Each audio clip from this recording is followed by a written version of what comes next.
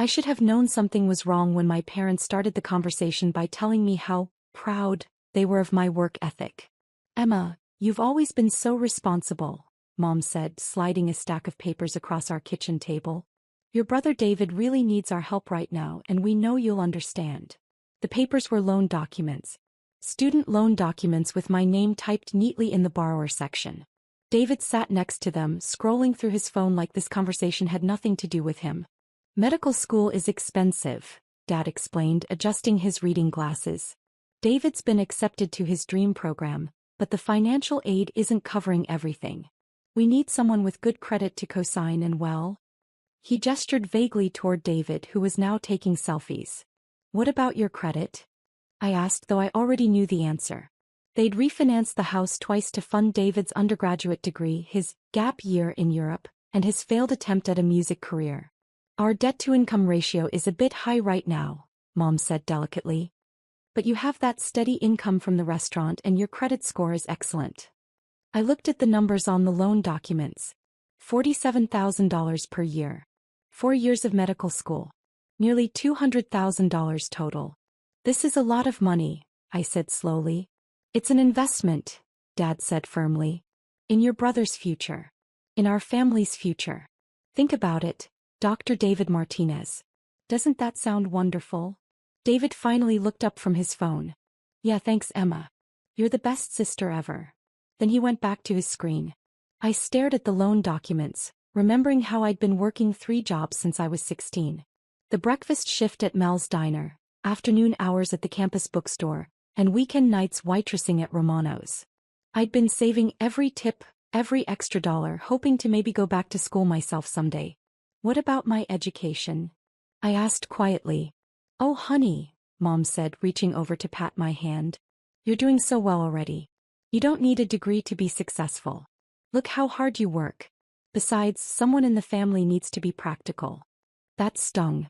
I'd had a 3.8 GPA in high school. I'd gotten into 3 different universities.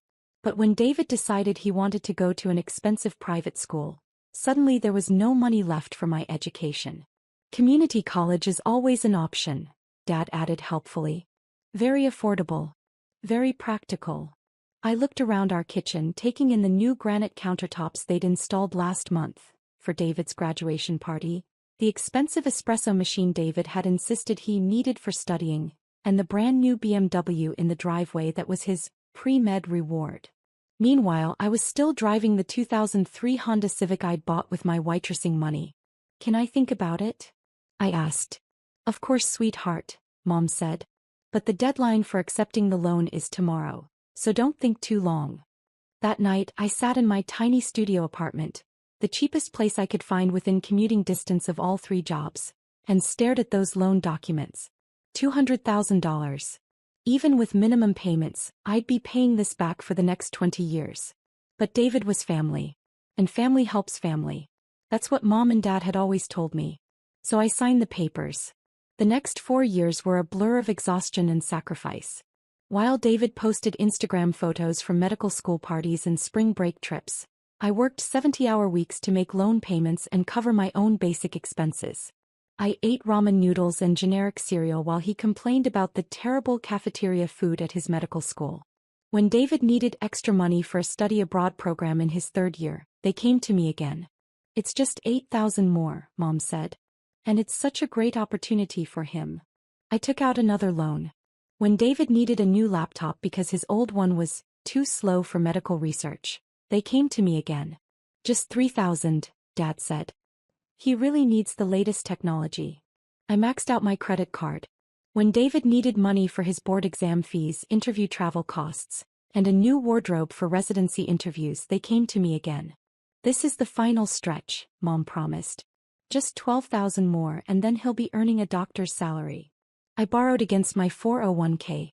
Meanwhile, my own life was on permanent hold. I'd applied to nursing school twice but had to withdraw both times because I couldn't afford to cut back my work hours for classes. I was 26 years old with no savings, no degree, and debt that felt like a mountain I'd never climb. But David was going to be a doctor. That was worth it, right?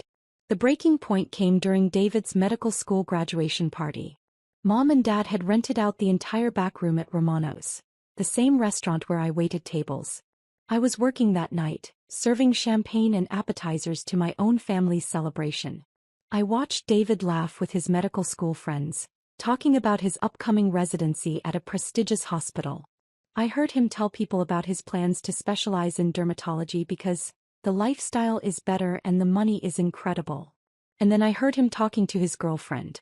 "Yeah, my parents really supported my dreams," he was saying loud enough for everyone to hear. "They sacrificed so much to help me get through medical school. I'm so lucky to have family who believed in me." His girlfriend nodded sympathetically. "That must have been hard on them financially." "Oh, not really," David said, waving his hand dismissively. "My sister covered most of it. She's got this whole martyrdom complex, always wants to be the hero. Honestly, I think she likes feeling needed." My hands started shaking as I balanced a tray of drinks. "That's so nice of her though," his girlfriend said. David shrugged. "I guess. I mean, it's not like she was going to do anything important with the money anyway. She's just a waitress. This way at least it went toward something meaningful." The tray slipped from my hands, sending glasses crashing to the floor. The entire room went quiet and turned to look at me. "Sorry," I mumbled, kneeling to pick up the broken glass. "I'll clean this up." Mom rushed over, more concerned about the disruption to David's party than the fact that I was bleeding from a glass cut on my hand. "Emma, please be more careful," she whispered urgently. "This is David's special day." That night, after the party ended and I'd finished cleaning up, I sat in my car in the restaurant parking lot and cried. 26 years old, $60,000 in debt, working 3 jobs to pay for my brother's dream while my own life disappeared one payment at a time. But as I sat there, something shifted inside me. The hurt began to crystallize into something else. Clarity. I drove home and opened my laptop. If I was going to sacrifice everything for David's education, I was going to document exactly what that sacrifice looked like. I started with the original loan documents and created a spreadsheet. Every payment, every interest charge, every late fee when I couldn't quite make the deadline. I printed out bank statements going back 4 years. I organized receipts from the additional loans, the credit card charges, the 401k withdrawal. Then I expanded my documentation. Screenshots of David's social media posts from expensive restaurants and vacation trips. Photos of the BMW, the laptop, the designer clothes I'd helped pay for. Emails where my parents asked for just a little more help for David's expenses. I documented my own finances too. The student loan payments that took up 40% of my income. The credit card debt from covering David's emergency expenses. The fact that I hadn't been able to afford health insurance for 2 years. The college applications I'd had to abandon because I couldn't afford to reduce my work hours. Most importantly, I started saving every conversation, every text message, every email that showed how my family really viewed our arrangement. Like the text from Mom, "Don't mention David's spring break trip to your father. He thinks you're only helping with tuition." Or Dad's email, "Emma's always been the practical one. She doesn't need the things David needs." Or David's response when I'd asked him about making some of the loan payments himself. "Oh, Emma, I'm in medical school. I don't have time for a job. That's what family is for." For 6 months, I continued working my 3 jobs and making loan payments while quietly building my case. I consulted with a lawyer about my options. I opened a separate bank account that my family didn't know about. And I started making some changes. I applied for nursing school again, but this time I found a program that offered evening and weekend classes. I was accepted and started taking out financial aid in my own name, for my own education. I also started networking in ways I'd never done before. Romano's served a lot of business dinners and I began really talking to customers instead of just taking their orders. I learned about different career paths, about companies that offered tuition assistance, about opportunities I'd never known existed. One customer, a woman named Patricia who worked in pharmaceutical sales, took a particular interest in my story. "You know," she said one evening as I served her table, "my company is looking for someone with your work ethic for a sales position. The base salary is $45,000 plus commission. Full benefits, tuition reimbursement, company car." I nearly dropped her drink. "Are you serious?" "Dead serious. You've been serving my business dinners for months and you're always professional, knowledgeable, and you clearly understand customer service. That's exactly what we need. 3 weeks later, I gave notice at all 3 of my jobs and started my new career in pharmaceutical sales. The company car alone saved me $300 a month. The health insurance was better than anything I'd ever had. And for the first time in years, I had weekends free. But I didn't tell my family about any of this. When David started his residency, the loan payments became my responsibility entirely. My parents made it clear that they expected me to continue paying while David got established in his career. Residents don't make much money, Mom explained during one of our monthly family dinners. It would be really unfair to burden David with these payments right when he's starting his medical career. How long until he starts helping with payments? I asked. Oh, probably not until he finishes his residency, Dad said. Maybe when he starts his fellowship. Or when he gets into private practice. These things take time. David nodded seriously. Yeah, Emma, I really appreciate you carrying this. Don't worry. Once I'm making real doctor money, I'll totally pay you back. I smiled and said I understood. But by then I'd done the math. David's residency would be 4 years. His dermatology fellowship would be another year. Even after that, he'd want to get established and build up his practice. I was looking at least 7 more years of payments, probably longer. Meanwhile, my new job was going incredibly well. My natural customer service skills translated perfectly to pharmaceutical sales, and my work ethic impressed everyone. Within 6 months, I was the top performer in my region. Within a year, I'd been promoted to a senior sales role with a base salary of $68,000 plus commission. I was making more money than I'd ever imagined, but my family didn't need to know that. The turning point came during David's second year of residency. He'd been complaining about his small apartment and had found a perfect 2-bedroom place that was $800 more per month in rent. The thing is, Mom said during our usual monthly dinner, David's salary can't really cover the increase. We were hoping you could help with maybe $600 a month, just until he gets his attending position. I looked around the table. David was nodding eagerly, already mentally decorating his new apartment. Dad was pulling out his calculator, probably figuring out how to make this seem reasonable. Mom was giving me her special, "We're all counting on you" smile. That's $7,000 a year, I said slowly. It's an investment in David's mental health, Mom said. Doctors need to live in nice places. It affects their professional image. David jumped in. Plus, Emma, you should see this place. It has a gym and a pool. Maybe you could come over and use them sometimes. It would be like I'm sharing with you. The generosity of allowing me to occasionally use amenities I'd be paying for was apparently supposed to seal the deal. I smiled. Can I think about it? Sure, Dad said, but David needs to give them an answer by Friday. That night I made a decision. It was time. I called Patricia, my mentor from the pharmaceutical company, and told her everything. She listened to the whole story, and when I finished she was quiet for a long moment. Emma, she said finally, you need a lawyer.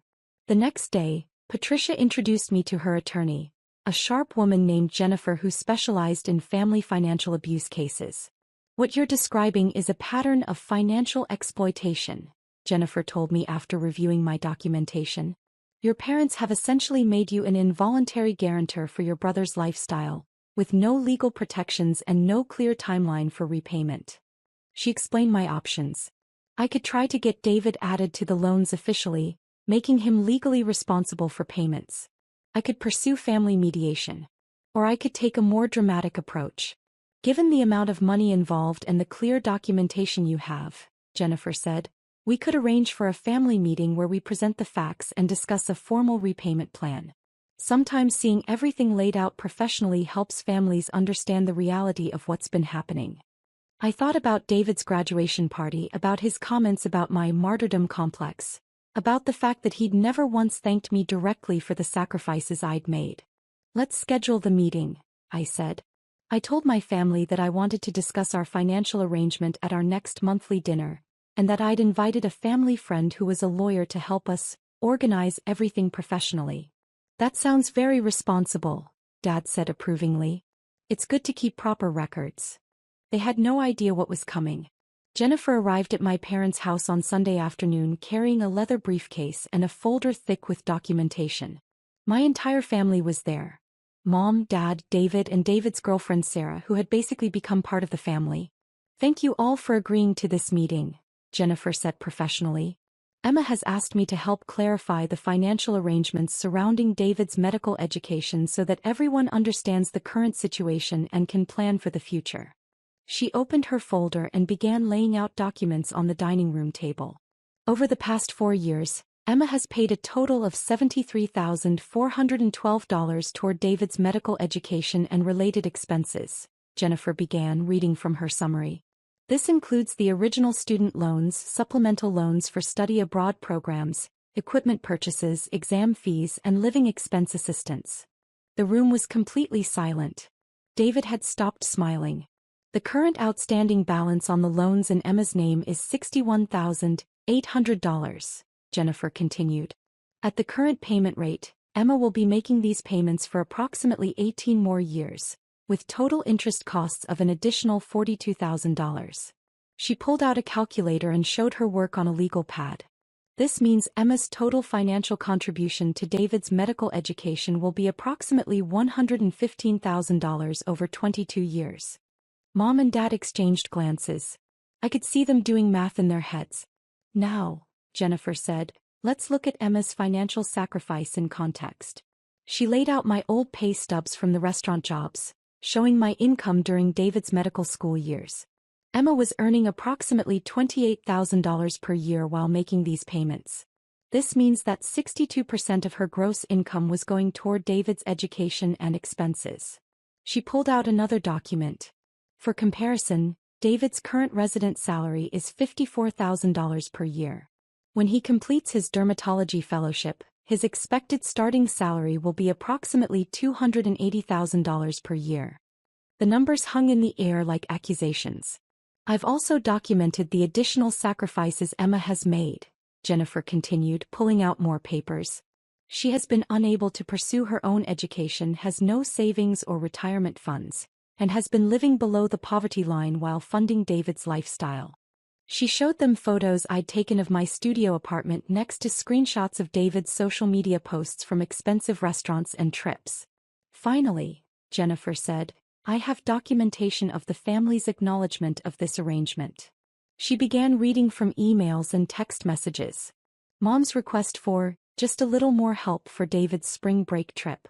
Dad's comment about Emma being the practical one. David's dismissive response about not needing to get a job during medical school. And then the piece de resistance. She played a recording I'd made on my phone during David's graduation party, where he clearly stated that I had a martyrdom complex and was just a waitress who wasn't going to do anything important with the money anyway. When the recording ended, you could have heard a pin drop. David's face had gone completely pale. Emma, I didn't mean. The purpose of this meeting, Jennifer interrupted smoothly, is to establish a formal repayment plan so that Emma can begin building her own financial future. She pulled out a proposed agreement she'd prepared. Given David's current and projected income, we're proposing that he take over all loan payments immediately, with a schedule to reimburse Emma for payments already made.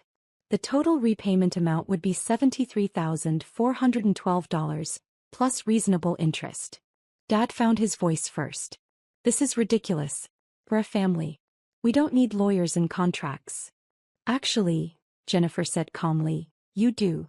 Because the current arrangement is unsustainable and legally problematic. Emma has essentially been providing David with an interest-free loan of over $70,000 with no legal protection and no clear repayment terms. Mom turned to me with tears in her eyes.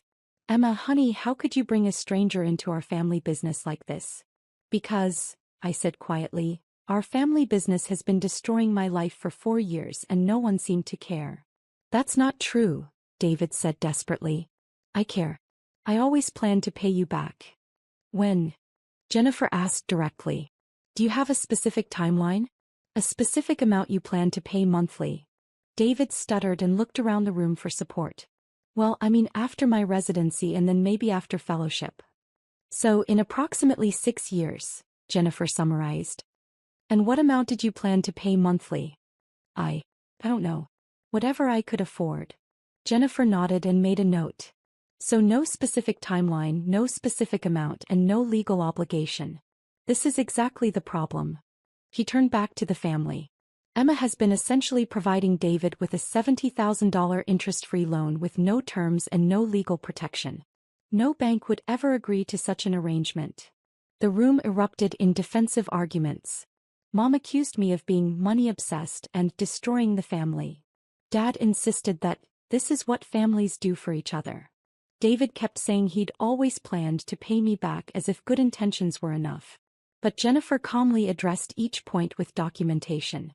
She showed them exactly how much I'd sacrificed, exactly how much David had benefited, and exactly how unfair the arrangement had been from the beginning. The bottom line, she said finally, is that Emma has a legal right to repayment of these loans. She can either work with you to establish reasonable terms, or she can pursue other options. What other options? Dad asked suspiciously. Jennifer smiled. Emma could transfer the loans to David's name, since they were taken out for his benefit. She could pursue a civil lawsuit for repayment. Or she could simply stop making payments and let David deal with the consequences to his credit rating. The room went dead silent as the implications sank in. David's medical career depended on maintaining good credit for licensing and hospital privileges. If the loans went into default, it would destroy his professional reputation before it even began. You wouldn't do that, Mom said, but her voice was uncertain. I looked around the table at my family. The people who had treated my financial sacrifice as an entitlement, who had dismissed my dreams as unimportant, who had never once acknowledged the true cost of what I'd given up. I don't want to, I said. But I need to protect my own future. I can't keep paying for David's choices while my own life disappears. Jennifer pulled out the formal agreement again. This is a reasonable solution. David takes over the loan payments immediately. He reimburses Emma for past payments over a 5-year period at fair market interest rates. Everyone moves forward with clear expectations. She set the papers in the middle of the table. I'll give you 1 week to decide, I said, standing up. Either David signs this agreement, or I stop making loan payments and you can figure out alternative arrangements. I walked toward the door, then turned back. Oh, and there's one more thing you should know, I said. I'm not a waitress anymore. I haven't been for over a year. I'm a pharmaceutical sales rep making $87,000 a year, plus commission. Last month alone, I made more than David makes in 3 months of his residency. I paused to let that sink in.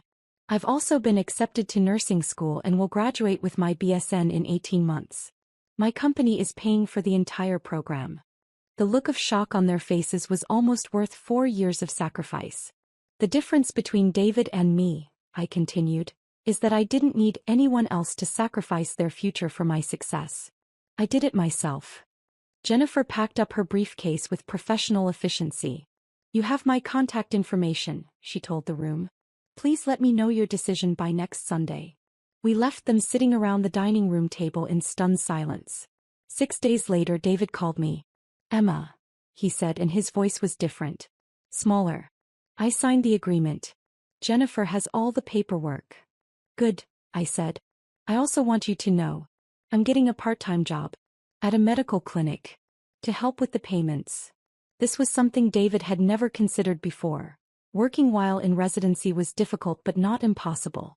I never realized, he continued quietly. I never understood how much you gave up.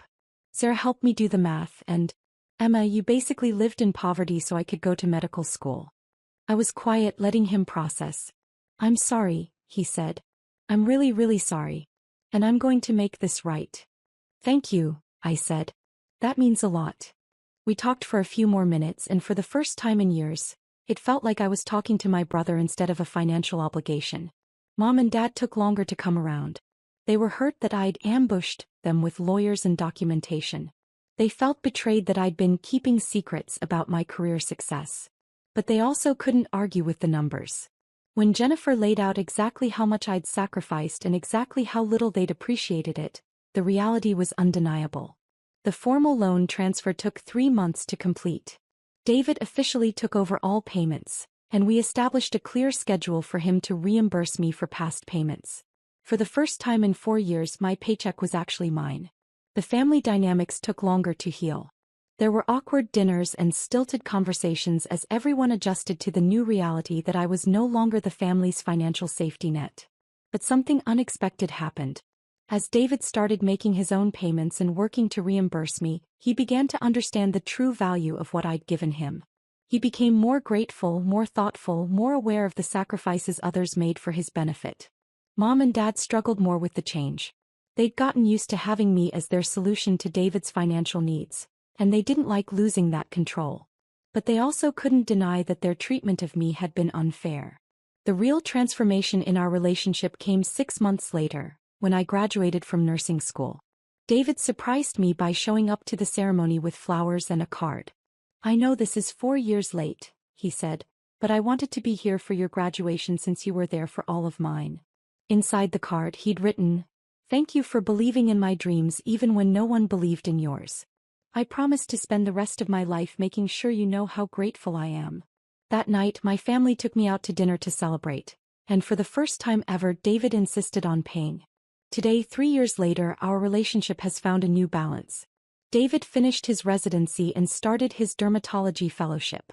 He's been making his loan payments faithfully and has already reimbursed me for about half of my original contributions. More importantly, he's become an advocate for my success instead of a drain on my resources. When I decided to pursue my nurse practitioner degree, David was the first to offer encouragement and support. Mom and Dad have slowly learned to see me as more than just the practical daughter who solves everyone else's problems. They've started asking about my career, my goals, my happiness, not just my ability to help with family financial crises. I'm thriving. I finished my nursing degree with honors while continuing to excel in pharmaceutical sales. I've been promoted twice and now manage a team of 12 sales reps across 3 states. I bought my own house last year. A real house with a yard and a mortgage, not a tiny studio apartment. Most importantly, I learned to value my own dreams as much as I'd valued everyone else's. I learned that saying no to exploitation isn't selfish, it's necessary. And I learned that real family supports each other's success instead of demanding that one person sacrifice everything for everyone else's benefit. The student loans that once felt like chains around my ankles became the catalyst for the most important lesson of my life. My financial well-being, my education, and my future matter just as much as anyone else's. And no one gets to convince me otherwise ever again.